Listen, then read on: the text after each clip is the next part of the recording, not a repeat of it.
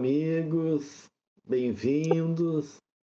Nosso carinho, nossa gratidão, nosso abraço a todos que nos assistem.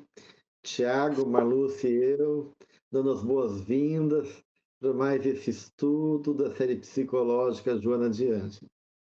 Nós estamos hoje se ocupando do último item do capítulo 5, Viagem Interior, com o título do item Força Criadora.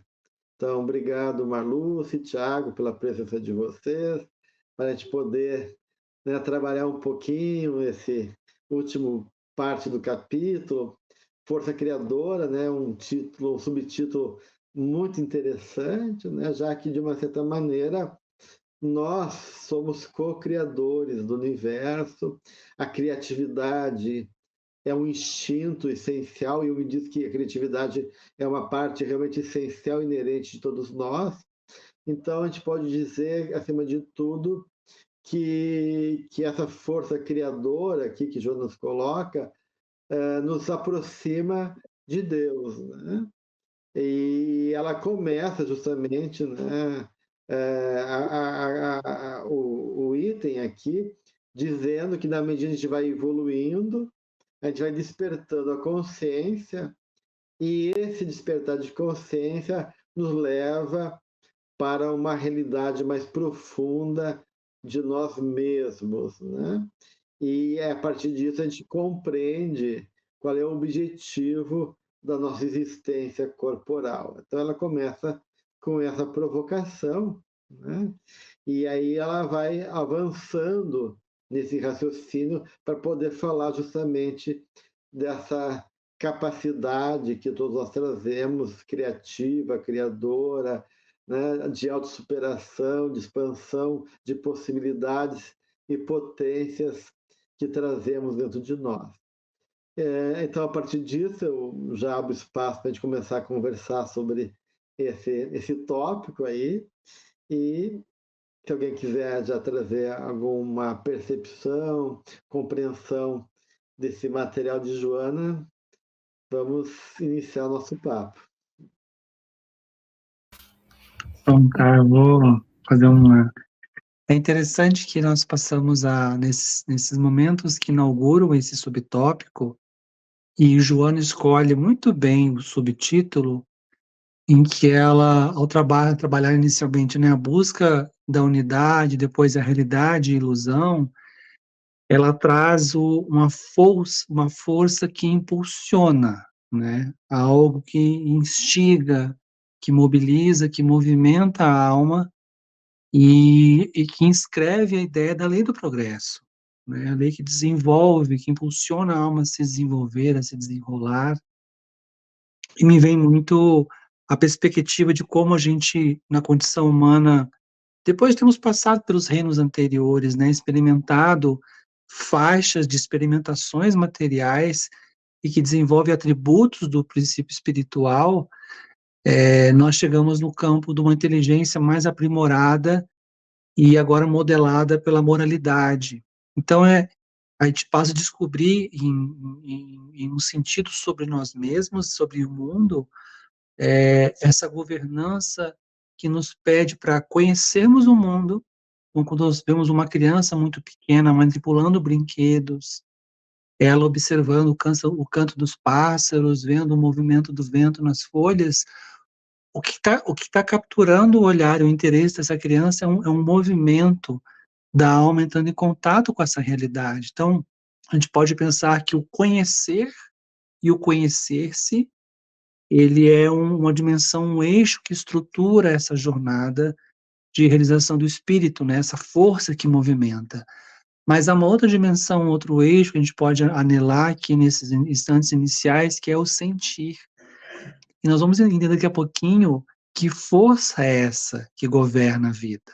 Então, entre o conhecer, o intelectualizar e o sentir, que envolve uma dimensão afetiva, emoções e sentimentos, um homem vai descobrindo, o ser humano, melhor colocado, vai descobrindo as nuances da verdade, ou dimensões da verdade do que nós somos, do que é o mundo, do que é o universo, e o que nós podemos um dia alcançar. Então, eu queria começar fazendo as pequenas singelas reflexões em torno desse movimento belo da alma em busca dessa unidade, na busca da totalidade, e que força é essa que nos impulsiona.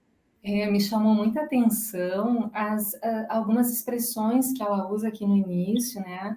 Que ela vai falando dessa força que vai conduzindo o nosso processo, a gente saindo de níveis de consciência, e ela fala da consciência dos níveis do sono, né? E ela fala assim em desafio, em ampliar horizontes, em avançar. Ela fala em investir em coragem, decisão. Então, trazendo já para nós essa imagem de um ser que começa já a poder participar de uma forma muito mais consciente do seu processo, né? Então, ao mesmo tempo que existe uma força que vai me direcionando, eu também vou participando cada vez mais desse processo, quanto mais consciente eu estou. E é interessante, Tiago, que me veio exatamente a imagem do bebê, que quando a gente tem um bebezinho recém-nascido, por exemplo, ele passa grande parte do tempo dormindo, né? E à medida que ele vai crescendo e sendo estimulado, ele vai começando a participar muito mais do ambiente, ele vai interagindo com o cuidador, e esse cuidador vai estimulando, depois quando chega a parte do engatinhar, depois do caminhar, mostrando, né, eu acho que o nosso desenvolvimento biológico, assim, a criança ela é um bom exemplo do quanto existe uma força que nos rege e, ao mesmo tempo, a nossa participação, à medida que a gente vai obtendo mais consciência, saindo desse sono que ela fala ali, né? E podendo ter essa possibilidade, então, de tomar decisões, né? E ser, até chegarmos nesse nível, né, que o Gels começou dizendo, de co-criadores, né? Onde a gente começa também a poder participar da criação, né? Eu achei bem interessante a gente aprofundar esses pontos que eu acho realmente essenciais, né? Porque a gente pode entender em estado de sono, fazendo a comparação com a criança, de uma criança que ainda não tem responsabilidade, né? E que brinca com achando que todos os brinquedos são dela, né?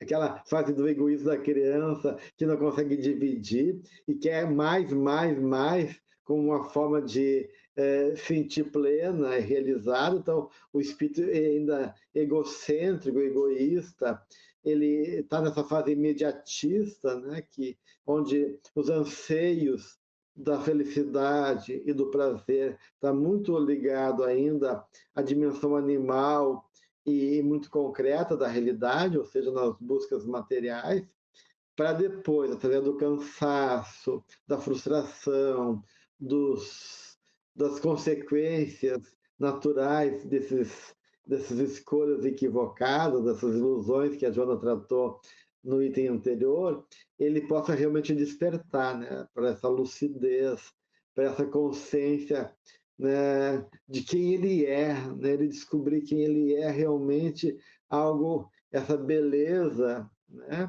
de uma alma que ama, de uma alma que cria, de uma alma que se reconhece, né, podendo doar e sendo e sendo senhora de tantos atributos, né, preciosos, potências que estão ali à espera de serem desenvolvidos, né? Então ela vai justamente trazendo esse momento, né, que exige, de um lado, o reconciliamento comigo mesmo, né, ou seja, aceitar meus limites, né, ou seja, eu tomar consciência de onde eu estou e de quem eu sou, e das possibilidades, então, dessa natureza, que é a essência da minha condição como espírito, né? E assim, né, poder reconhecer que a felicidade está em sair de mim, me responsabilizar, cooperar, sacrificar seu bem, como diz a Joana de Anjos, e aí a gente começa a ter uma outra noção de felicidade que até então a gente não tinha, né? Eu acho bem importante isso que ela coloca aí. É interessante que, recentemente, assistindo a uma série televisiva, em que uma terapeuta atendia um personagem masculino, ela avaliando a demanda que ele tinha perante a vida, ela falou assim: você quer uma liberdade em que não exista responsabilidade. E só existe uma condição no mundo, uma pessoa em uma condição capaz de vivenciar isso. Ele fala: quem? O presidente? Ela: não, o bebê. O bebê, ele quer tudo. Ele não quer responsabilidade. A Joana passa, ainda que ela trate da responsabilidade nos subitens anteriores, está subentendido que esse despertar sobre si, ou esse passar a olhar, então é a ideia de que essa medida que nós vamos descobrindo, olhando para nós mesmos, e eu gosto muito dela dizer que vai ser necessário um grande esforço em busca desse autoconhecimento, tendo em vista as multimilenares encarnações que nós já tivemos. Vamos pensar a quantidade de experiências, a quantidade de conteúdos, de imagens que estão arquivados no nosso inconsciente e que nós precisamos, no curso do tempo, irmos tomando conhecimento do que são essas heranças e como elas vão ter que ser integradas à nossa consciência para ampliar os horizontes, né, conscienciais da alma. Então, ela diz, esse movimento vai exigir muito esforço, porque ela reconhece, ela não subestima as dificuldades inerentes desse processo, que é esse processo do amadurecimento do espírito, né? Então, quando ela fala de conhecer os próprios limites e, mas ao mesmo tempo, se assenhorar das possibilidades vindouras, ela está trazendo uma imagem que eu lembro muito da base referencial na qual eu me encontro, na qual a gente se encontra. Qual é a minha base? Onde é que está a minha base sobre o que eu sei sobre mim e de onde eu tenho que partir para conquistar novos horizontes? Então, ao trabalharmos nessa ideia de novos horizontes, novas possibilidades, é necessário que a alma, e até aqui usando a metáfora que o querido Sérgio Lopes usa, né? Que o Sermão do Monte como uma metáfora na qual a alma se desdobra, ela se realiza, e a base, o humus da terra primeiro é a humildade, que é: eu não amo tanto quanto acho que amo, eu não perdoo tanto quanto acho que perdoo, eu não sou bom tanto quanto eu ilusoriamente acho que sou bom. Então, tomar consciência dessa base primeira na qual nós vamos dar, a partir de agora, com mais governança, um pouco mais de consciência sobre onde estamos, é o primeiro passo importante para que a gente possa começar essa jornada, né? Sem sobressaltos, sem superestimações, nem subestimações. Eu acho que é um olhar sincero e verdadeiro sobre nós mesmos, sobre esse impulso criador que nos aguarda, né, e nos impulsiona. Aí eu me lembro do Jung dizendo que uma das coisas mais difíceis é a gente se aceitar como é, né? Enfrentar a dura realidade. Então tem todo um caminho aqui, porque ele diz, olha, que eu aceite que um mendigo sente a minha mesa ali, que eu acolho alguém, mas e se eu olhar esse mendigo dentro de mim? Eu consigo aceitar isso, né? E, então é um grande desafio nosso, porque ela diz assim, né, conhecidos os próprios limites íntimos e ricas possibilidades diante de si. Olha que interessante essa dupla que ela bota, né? Os limites e ao mesmo tempo as possibilidades, né? Então a gente se defrontando com essas duas realidades que na realidade esse autoconhecimento, né, que ela propõe ao longo de toda a série, nos confronta com isso mesmo, né? Ao mesmo tempo que nos dá um choque entrar em contato com as nossas limitações, exatamente o que você está dizendo, né, Thiago? Eu não sou aquela pessoa caridosa que eu gostaria de ser, ainda não sou, né? Ao mesmo tempo, à medida que eu vou me defrontando com isso, eu tenho condições de acessar possibilidades que estão latentes ali. Só que muitas vezes a gente não quer sair, se arriscar, sair né? Olhar para isso, todo esse exercício de reflexão, ele demanda uma postura nossa, né? Querer isso, porque a gente tende a ficar muito no automático.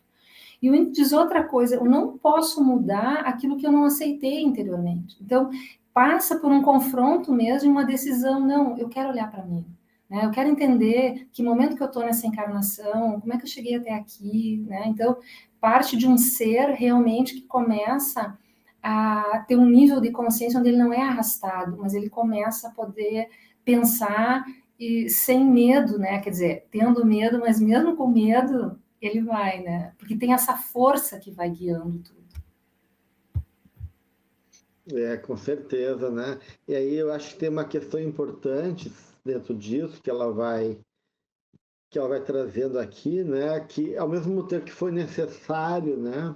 As experiências primárias, como assim como a criança, né? Tem que ter esse primeiro momento de ser cuidada, de ser estimulada, né? Tem que acreditar que eu sou bonito, que eu sou forte, que eu, né? Que o mundo me ama, que eu sou um cara que mamãe e papai admira, né? Então, essas coisas todas, né? Que eu vou criando, né? E que ao mesmo tempo é verdade e também é ilusão, ou seja, essas experiências que marcam a minha trajetória como espírito ao longo da minha evolução, da qual eu fui personagens históricos, fui rei, fui vassalo, fui branco, fui preto, e fui de uma certa maneira fixando, né? E na verdade eu não sou nada disso ao mesmo tempo. Então, isso tudo é importante para construir uma identidade. Mas chega um momento, diz Joana de Ângeles, né, que eu tenho que superar essas fixações, porque elas são secundárias, elas são necessárias na pedagogia da experiência do espírito, para mim poder me experimentar, me reconhecer, avaliar, aprender a dimensionar os valores da vida, mas depois eu tenho um trabalhão enorme de eu poder me dar conta, mas eu não sou isso, né? Isso me atravessa enquanto um lugar, né? Um personagem do drama da vida, né? Onde eu posso contracenar com a realidade. Mas eu não sou esse personagem, né? Eu vivo através desse personagem, para poder chegar realmente, né? Aquilo que eu chamo de um idealismo que purifica, né? Através desses embates que eu ainda vou ter que superar, né? Dessas fortes apegos e condicionamentos emocionais que eu trago dentro de mim. Então, eu tenho que me desconstruir depois. Eu me construí a partir de certas referências, mas depois eu tenho que me superar dizendo, puxa, isso tudo foi importante para mim. Mas, na verdade, tudo isso para poder entender que eu não sou nada disso. E agora que vem a questão mais importante, que é realmente quem sou eu, né? E o que me move enquanto realidade essencial. E aí que ela fala, né, que na medida que a gente começa a reconhecer isso, a gente começa, então, a ter justamente aquilo que a Malu citou, né, que é a coragem, né, e a decisão. Ou seja, a gente usa a nossa vontade, o nosso poder pessoal, poder verdadeiro, não o poder ilusório do controle, do poder da ganância, do poder político, seja o que for, mas a potência divina, que é justamente, começa pela vontade. Eu quero ser feliz. Eu tenho capacidade para superar. Eu acredito em mim. Eu sou filho de Deus, né? E Deus confia em mim e me ama. E assim eu vou me investindo desses recursos divinos que habitam a minha alma enquanto qualidade de me autodeterminar, me superando na decisão e na coragem de prosseguir em favor desse projeto. Te ouvindo, a gente não pode deixar de... Quantas vezes nós não somos capturados por momentos em vida, a gente pode chamar de crise, de momento difícil, de momento de dúvida, de estarmos numa encruzilhada ou contemplarmos o horizonte e não sabemos o que fazer em relação à vida. E às vezes mesmo o nosso mundo interior, com os nossos sentimentos, os nossos pensamentos, as nossas dores, os nossos sonhos, tudo parece muito misturado e é difícil a dificuldade em separar as coisas. De alguma forma, a Joana traz uma dimensão que é necessário o conhecimento e separar para que a gente possa identificar o que está se passando dentro da gente. E daí ser capaz de, né, olhar para cada uma dessas dimensões e trabalhando elas na medida do possível. Mas te ouvindo, sabe, Gelson, eu fiquei pensando o quanto uma vida, ela pode parecer muito, mas ela é muito pouco. do ponto de vista da nossa historicidade espiritual, de uma cronologia que vai prosseguir por muito, muito, muito, muito, muito tempo. É o que o André Luiz fala, que é um clarão, né? Uma encarnação, um clarão, assim, uma fagulha que pisca e se vai.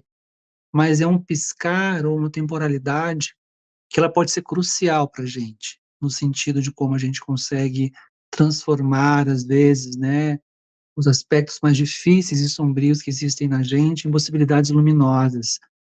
O texto da Joana traz um conceito que é muito interessante, que quando eu li, eu pensei que é como que existe uma dimensão ética no sacrifício.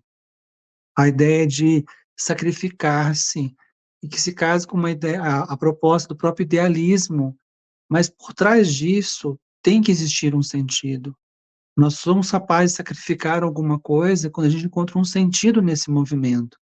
E eu não deixei de pensar em quantas vezes, na imagem que a gente configura nessa instituição que é família, quantas vezes mães principalmente, né, na primeira infância, mas mães e pais, às vezes, sacrificam muito para poder oferecer, seja a nutrição do corpo, a nutrição afetiva, a nutrição da alma daquele pequeno que está ali se desenvolvendo. E apenas para citar também é importante isso, para quem não sabe, né, a mãe do Charles Chaplin era uma família muito pobre. E avaliam-se que ela desenvolveu um quadro psicopatológico, esquizofrenia, muito associado a longos períodos de fome que ela passou, porque as crianças tinham que ser alimentadas, então ela sacrificava de si própria para poder nutrir os filhos para subsisti-los. Então, quando a gente pensa nesse movimento, que é mais também, não só na relação, mas algo que é interior, eu vou ser capaz de abdicar ou tentar transmutar questões interiores em mim se eu enxergar um sentido nesse processo. Por isso que é muito difícil, às vezes, encontrar elementos nos quais a gente se desligue de comportamentos, de atitudes, de certos hábitos, que mesmo nós sabendo que são perniciosos, eles se perpetuam porque nós não encontramos outras possibilidades de realização para fora deles, isto é, novos sentidos existenciais, né? Uhum. Eu estava pensando que essa questão, né, já estava trazendo de que a gente vai construindo e ao mesmo tempo depois tem que ir desconstruindo, e essa ideia, Tiago, de que a vida é muito efêmera e ao mesmo tempo é importantíssima porque o momento é agora, né, a oportunidade que eu tenho é agora. A nossa própria vida, ela vai desconstruindo coisas. Nós que temos dificuldade de aceitar os sacrifícios que a gente tem que fazer, né? Se a gente pensar no nosso próprio corpo, né, a nossa imagem, à medida que a gente vai envelhecendo, vai também nos ajudando a desconstruir, né, aquela imagem de que eu posso tudo, que o meu corpo não tem limite, que só que exatamente como a gente tem dificuldade de sacrificar, né, muitas vezes a nossa autoimagem, a gente tem uma visão muito limitada, né, de nós mesmos, né, e muitas vezes vivemos uma vida com uma certa superficialidade, assim, atendendo muito ao que o mundo nos pede, sendo super comportadinhos, fazendo tudo direitinho, mas às vezes sem profundidade de alma mesmo, né, de sentido ali. Então, acho que essa ideia do sacrifício que tu está trazendo, né, a gente é capaz de fazer muitos sacrifícios, desde que aquilo tenha um sentido para nós, né, e daí, no final aqui desse item, ela vai trazendo, né, quantos espíritos, isso que os espíritos, né, de luz nos mostra, assim, a capacidade que eles têm, né, de se colocar a serviço de algo maior, porque ali tem um sentido, né, e um profundo entendimento da realidade. Então, todo esse sacrifício, né, esse empenho, né, ela diz na medida que a gente vai começando a despertar para além do sono espiritual e começar a conquistar essa lucidez, e aí a gente vai encontrando o caminho do autoconhecimento, né? Ela diz que a gente começa, então, a ter um desejo, né? Um desejo, né, de transmutar esses sentimentos mais primários, né? E superando, né? E aí, então, o que seria esse desejo, né?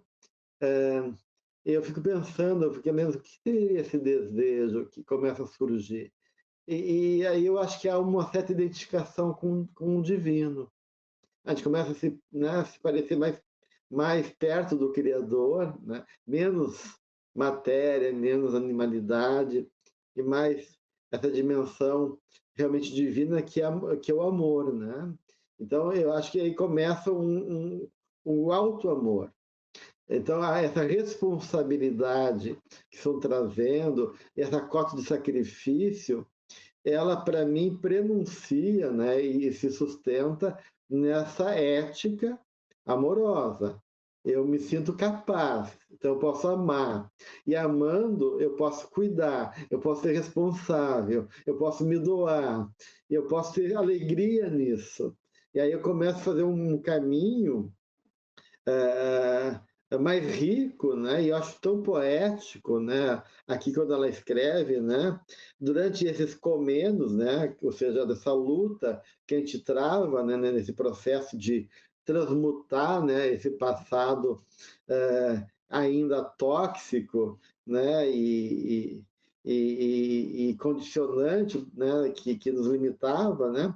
Ela diz: a seiva do amor passa a nutrir com vigor o candidato, né? Tornando-se-lhe, quando canalizada para as finalidades santificadoras, o recurso mantenedor das aspirações ditosas. Ou seja, né? É o alfa e o ômega, né? O amor, né? É o que dá, que é o motor que dá sentido e ao mesmo tempo é o caminho de chegada, né? Que lá o anseio que a gente quer chegar em algum momento da nossa existência. Então aqui ela começa a centrar, né? No capítulo dela o processo, né? Essencial que está por trás de toda essa caminhada que vai dignificando e vai nos tirando o aprisionamento do passado em favor de uma nova condição. Sabe, só vou fazer um comentário, Tiago, porque eu adorei essa parte. E eu fui ver por que a Joana foi usar a palavra seiva. E aí eu fui lá na aula de biologia e a seiva é o que leva todos os nutrientes para a planta. E eu achei linda essa imagem que ela usa, que quando a gente vai enfrentando, nós somos nutridos, né? Nós temos essa seiva, tudo que a gente precisa, tudo que a planta precisa, ela recebe através da seiva. E aí tem alguns bichinhos nas plantas que vão impedindo que essa seiva chegue, né? E eu fiquei pensando quem são esses bichinhos na nossa vida, né? O ressentimento, a mágoa, a rigidez, né? A seiva, ela quer chegar em toda a planta. Nós somos nutridos, nós recebemos uma nutrição. Mas, né, a gente tem que cuidar para não deixar ela se esvair ali, né? Porque ela está ali enquanto potência, nos guiando, né? É uma imagem que Jesus usava também, né, para descrever, né, a videira, quando você a ideia da videira, né? Então, nós somos a seiva que sustenta, né, a todos nós, né? Como videira, como parte dessa dimensão da qual nós somos unidos junto a Ele, né? Então, é uma imagem muito bonita mesmo. E é interessante porque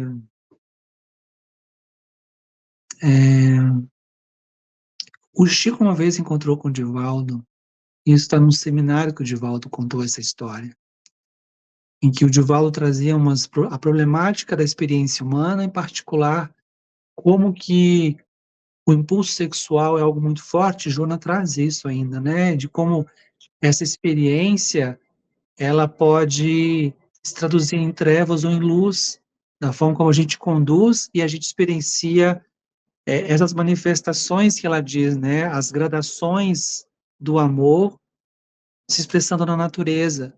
E quando o Divaldo andava com o Chico teria colhido algumas flores de laranjeira e disse: na vida tudo é sexo.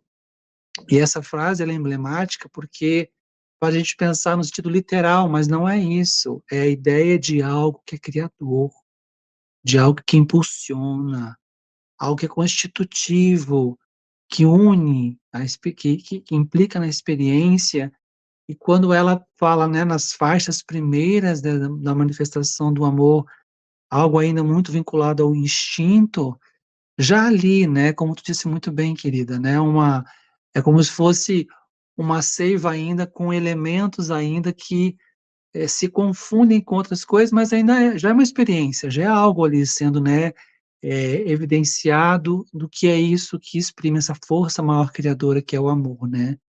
Então a gente, para não ficarmos muito numa dimensão muito etérea, né, o amor sublime, o amor do Cristo por todos nós, está presente em tudo. Aí a questão é como nós, conscientemente, faremos um movimento para que a gente possa qualificar melhor essa experiência, né?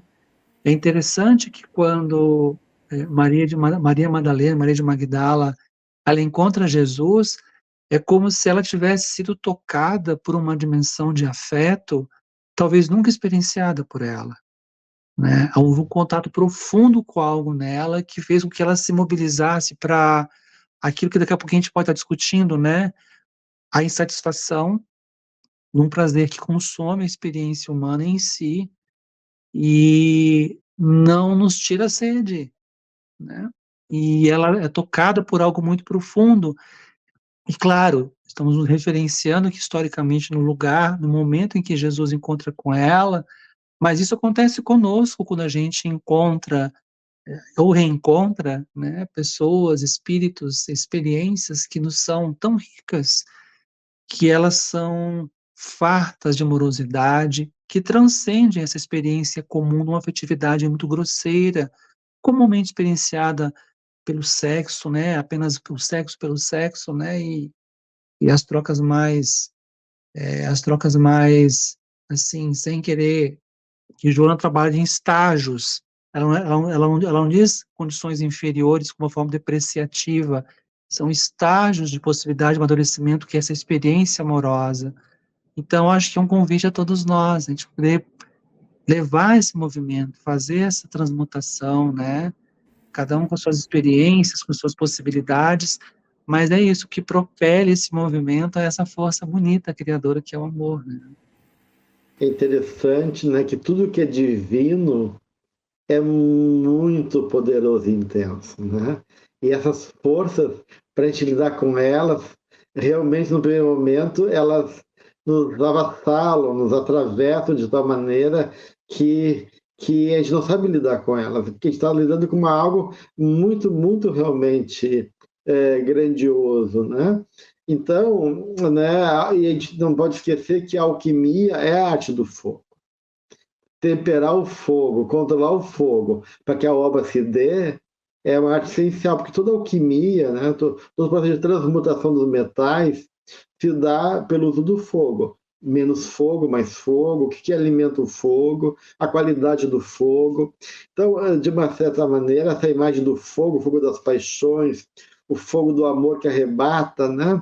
Esse fogo intenso que pode queimar, mas que aquece e ilumina. Então, a gente está lidando realmente com algo que é um desafiador para todos nós. E é natural que no início, né, a gente tende a ter uma experiência muito básica do fogo, que é a frustração e o se queimar, né? Mexer com fogo pode gerar essas duas coisas, tipo ser frustrado e se queimar.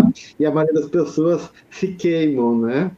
E se frustram simultaneamente. E Joana vai dizer exatamente isso, que na medida que essa sensação impetuosa do primeiro momento do amor está sendo vivido, né, e que é projetado, né, num gozo imediato e concreto, né, e isso vai gerando uma frustração, uma insatisfação. Chega um momento que a alma já experimentou muitas vezes aquilo e mesmo que seja intenso, ela não sustenta mais, né?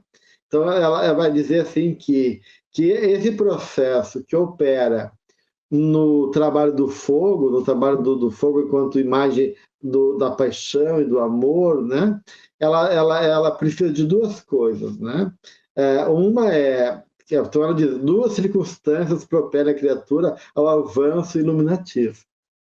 Uma é a insatisfação sistemática, ou seja, a frustração. A gente vai realmente se desgastando, aquilo vai perdendo sentido.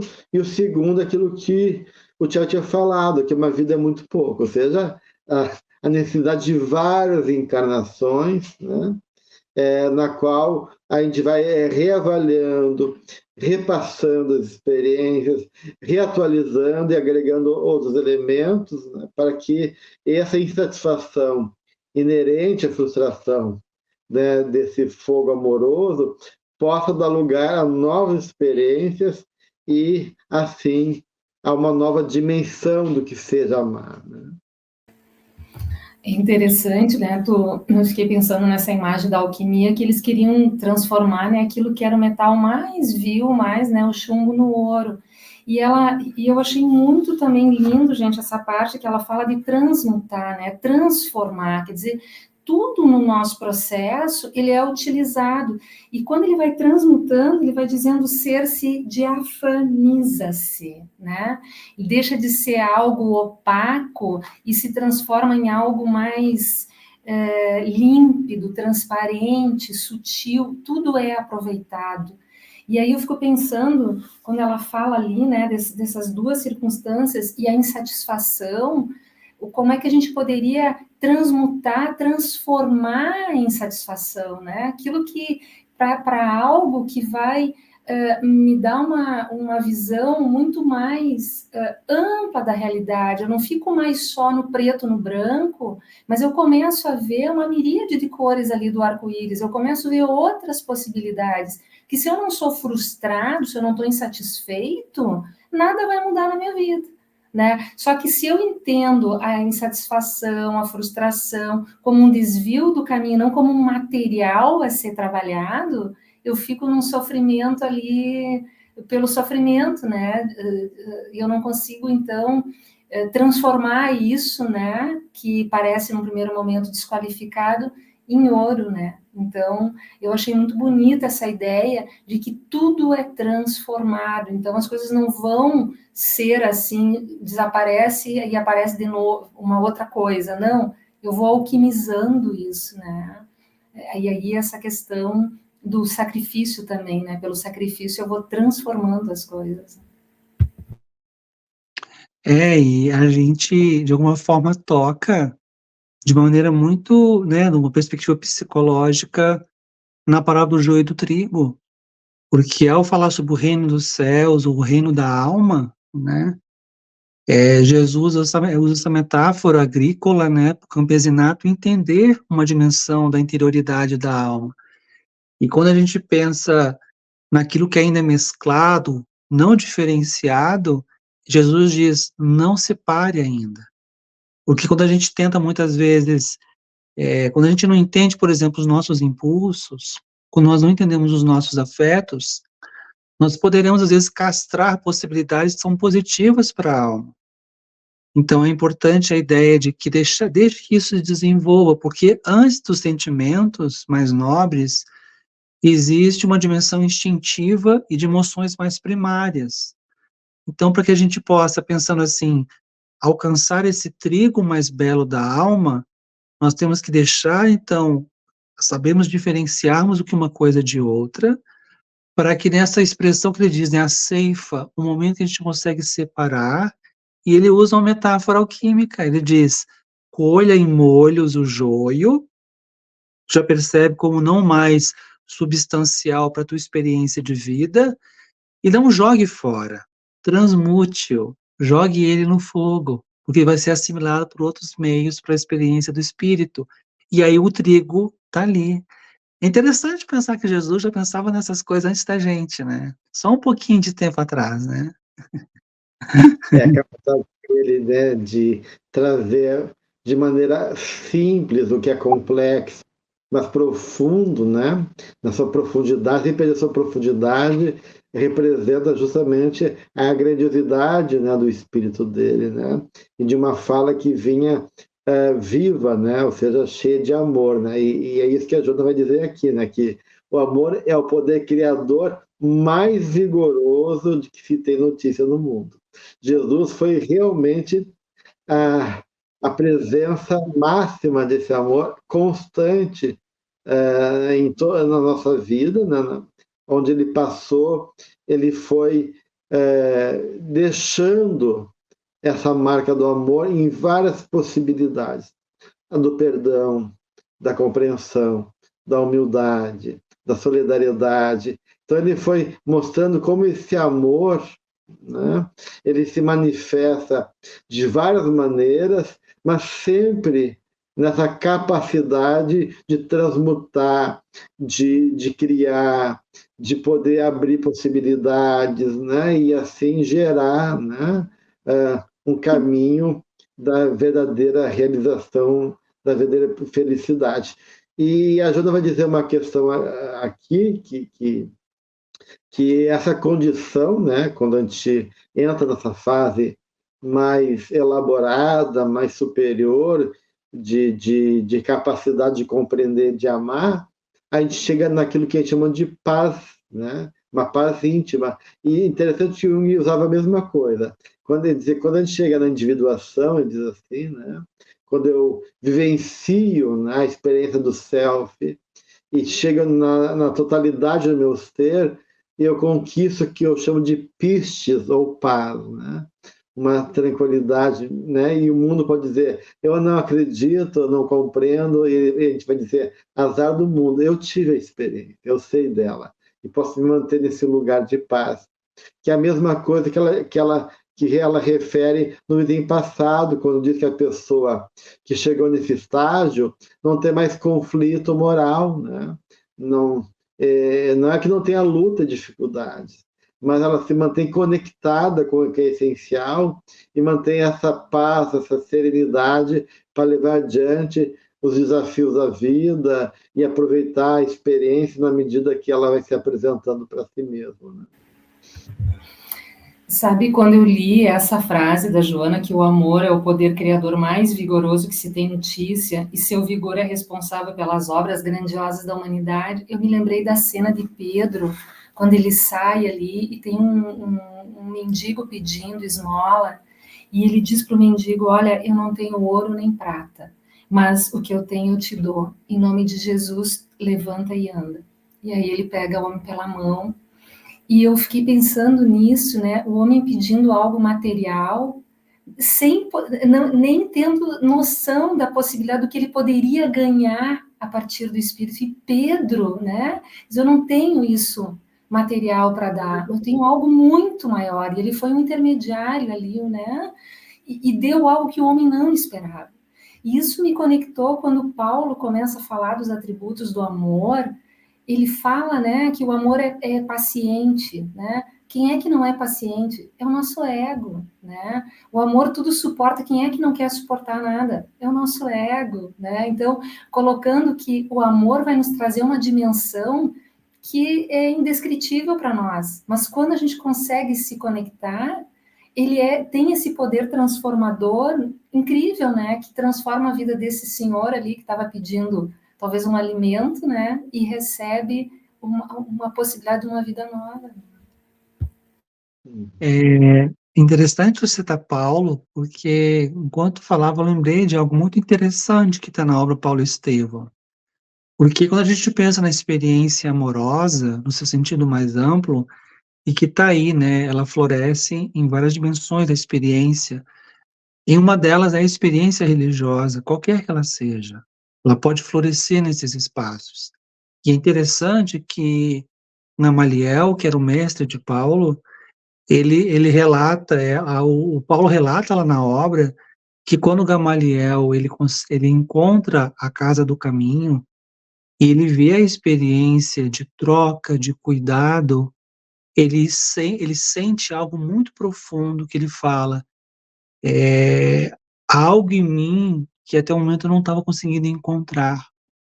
Há algo na minha experiência religiosa tradicional que não faz com que eu sinta o que eu estou sentindo aqui. E ele identifica a experiência do contato com o outro e de cuidado do outro como algo que não apenas rejuvenesce a alma, mas que inspira e cativa numa dimensão amorosa muito profunda. Isso tem a ver, por exemplo, no trecho que Joana fala, Depois da alma ficar nessa governança egóica, de buscar o prazer pelo prazer, muito em torno de si próprio, dos seus próprios caprichos, e se perceber insatisfeita ou percorrendo uma trilha da qual não consegue sair, ela relata, e é muito interessante, a amizade, o serviço fraternal, o interesse comunitário, a solidariedade, que são expressões por excelência da relação. Então, quando a gente vê alguém adoecido e a gente convida essa pessoa, quando está em condições de começar uma partilha experiencial de troca ou de pertencimento ao grupo, nós estamos fazendo ela se mobilizar para essa experiência do novo, que é uma experiência de contato com a diversidade, e sair um pouco desse looping que muitas vezes a alma, quando adoece, fica em torno de si própria. Então, fazer o bem, cuidar do outro, não é apenas, vou fazer a caridade pela caridade, não, isso tem uma potência psicológica importante no sentido de constituição de novos laços, de mudança de perspectivas, e, por excelência, essa força criadora de a descoberta de novas possibilidades do que é o amor, do que é o amar. Então, a gente tem que pensar muito nesse sentido, da importância da relação, do contato, né, como um caminho.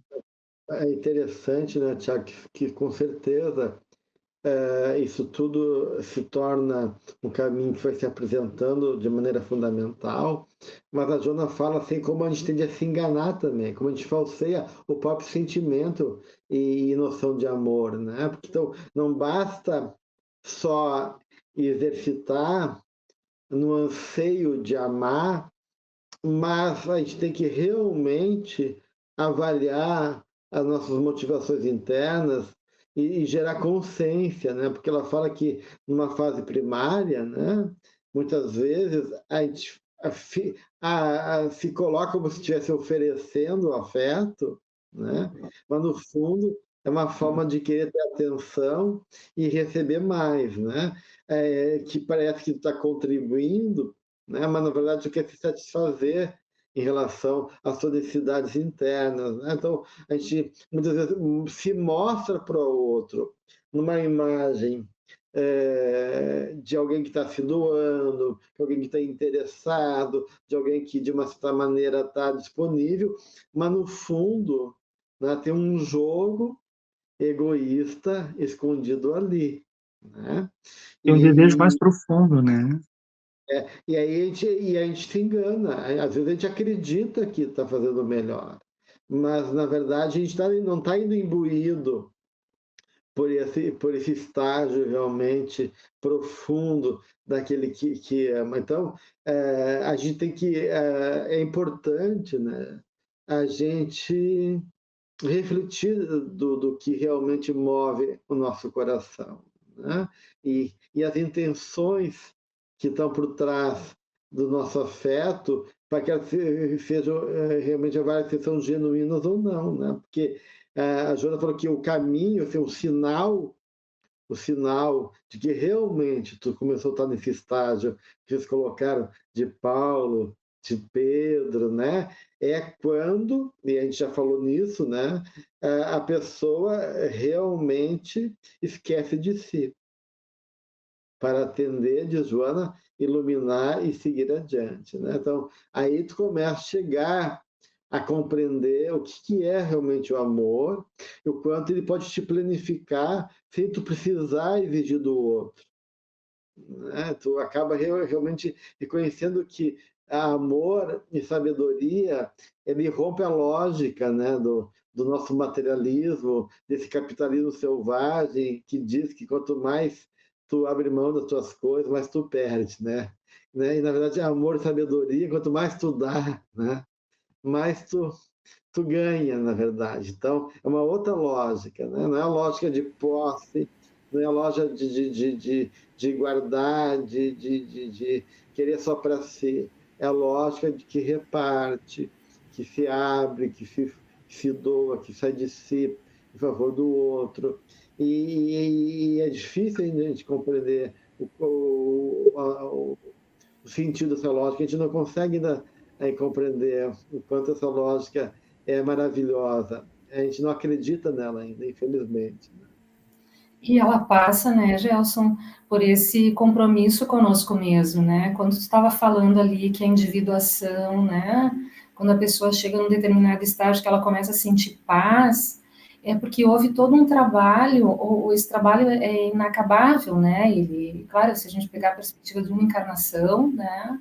Mas é essa coragem da gente se debruçar sobre as questões que são difíceis, nossa, realmente, né? Poder olhar e dizer, eu queria poder ser essa pessoa caridosa que eu me mostro, mas ainda não sou.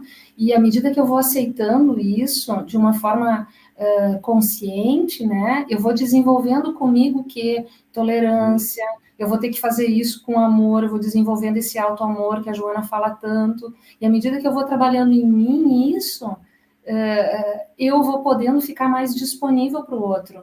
Então, isso eu acho lindo nessa lógica. Quanto mais eu trabalho em mim as questões e recolho para mim, assumo a minha responsabilidade, digo, eu quero me entender. Eu aceito, e por mais que seja difícil, tá bom, deixa eu me olhar como eu sou mesmo. Deixa eu olhar para esse ladinho aqui, que pro lado de fora parece tão bonitinho, mas lá dentro de casa está todo descosturado, rasgado, né? E eu dou uma escondidinha. Né? Então, à medida que eu vou fazendo esse trabalho comigo, eu vou me colocando mais disponível para o outro. E aí a gente vê essa profunda conexão que nós temos, todos nós, né? E que a Joana diz que o que permeia tudo isso é essa substância que ela vai chamar de amor, né? Então, quanto mais eu vou conseguindo me suportar, trabalhar em mim, mais eu vou podendo ter compaixão com o outro, trabalhar com o outro, né? E as coisas acontecem simultaneamente. Às vezes eu preciso ter uma experiência de me dedicar mais ao outro para mim poder despertar. Às vezes eu faço, cada um vai ter um caminho, né? Mas é impressionante essa ligação que a gente tem.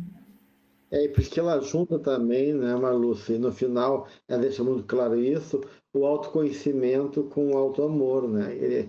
Então, são duas coisas que são inseparáveis. Mesmo que eu me autoconheço, mas eu consigo, a partir disso, compreender a realidade verdadeira, separar a ilusão da realidade, como eu estava falando no item anterior, e consigo, então, criar um espaço para esse amor, para esse auto-amor, que de uma certa maneira me dá condições justamente de sair de mim e fazer um movimento de cooperar e expandir, né, meus recursos afetivos. Eu não deixo de pensar na passagem que Jesus relata sobre quando você for oferecer um jantar, uma refeição ou um banquete, que você não escolhe os teus amigos, nem os teus irmãos, parentes e outros que estejam dispostos socialmente a agradecer a você, a reconhecer você nesse lugar em que você está aí, né? Mas chamar aqueles que são os empobrecidos, os expatriados, os aleijados, os coxos, mas aqui há uma significação psicológica interessante que é como é difícil. Eu digo isso, amigos, por trabalhar com jovens infratores. Como é difícil estar ali, acreditando, quando sai muito pouco de volta. Quando você experiencia os fracassos constantes, mas a gente sabe que são aparentes, de você estar disposto e saber que às vezes não virá nada de volta. Isso é um teste difícil para a alma, porque nós ainda numa dimensão tanto quanto egoísta, ainda muito primária da própria gratidão, como temos conversado, né? É uma dimensão muito de oferecer, porque eu de alguma forma espero que volte alguma coisa.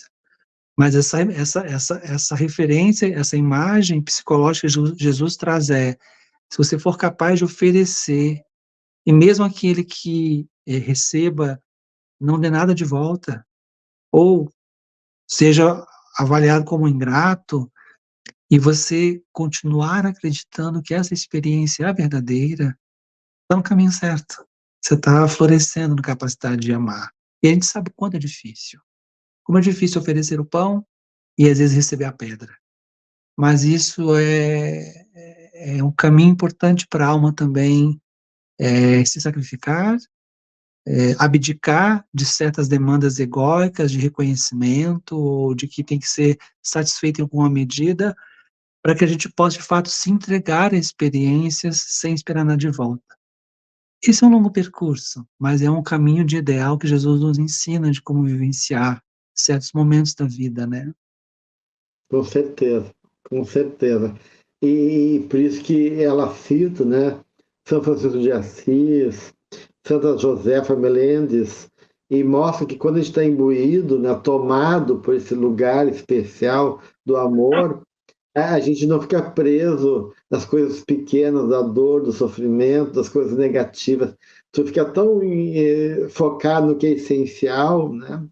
As pessoas, que os espíritos nobres, quando movidos por esse amor, esquecem, né, de qualquer coisa que é transitória e limitante, seja uma doença, seja perseguições, seja a ignorância dos outros, né? Porque ele está realmente numa outra condição, num outro estágio de consciência, seja de tempo, de espaço, de realidade, né?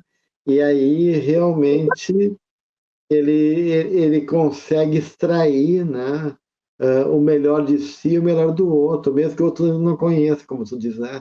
Esses jovens infratores né, que ainda não percebem e que teimam ficar no mesmo padrão, né, sem te dar uma chance, mas que está lá, né, aquele diamante bruto à espera de ser, né, lapidado para que a luz possa irradiar na sua plenitude. Então, esse é o caminho, né? E pensando num dos atributos do amor, que é a paciência, né?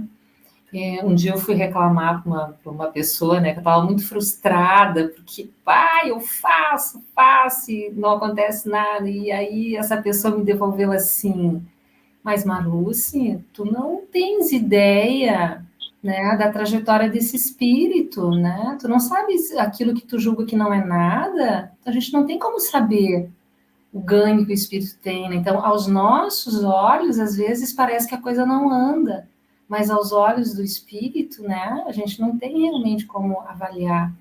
E aí eu fico pensando essa paciência também de esperar o tempo do outro, esperar o nosso tempo, né? E o quanto, né, Thiago, talvez a gente chegue num nível de consciência, assim, de que eu fico tranquilo em fazer a minha parte e fico tranquilo que o outro também está ali no tempo que ele pode, né? Às vezes a gente espera muito, né? Tem grandes expectativas no nosso ego, né?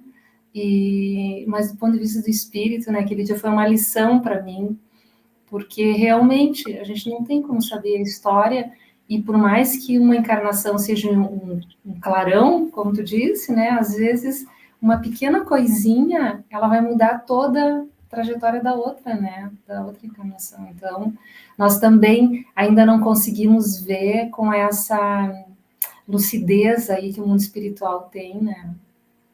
E por isso que a gente se apavora, eu acho, né, Gelson? Por isso que a gente às vezes não consegue não ser tão perturbado pelas coisas como os espíritos de luz não são, né? Como o Joana encerra o capítulo aqui, né? Na medida que a gente vai avançando, assim como milhões de pessoas vão alcançando, né, essa maturidade psicológica e começa, né, a compreender essa entrega sem interesse de retribuição ou de aplauso, né, apaziguadas em si mesma pela capacidade de poder estar em sintonia essencial com o amor que tudo sustenta e nos alimenta e dá significado à nossa existência. Então, vamos confiar, né? Vamos confiar e ir trabalhando em nós mesmos, né? Nessa proposta, né, gente? Isso aí, meu amigo. Muito bem, estamos chegando ao final do nosso encontro e Joana sempre tem uma riqueza, né, de elementos para nos oferecer, e então a gente convida vocês a estar no próximo encontro, onde a gente vai entrar no capítulo 6, que é equilíbrio e saúde. Então, fica nosso convite. Agradeço ao Tiago e à Marlúcia a presença aqui, e que a luz do Divino Amigo possa estar presente, tocando profundamente nossa alma e a nossa capacidade de amar cada vez mais. Um abraço a todos, então.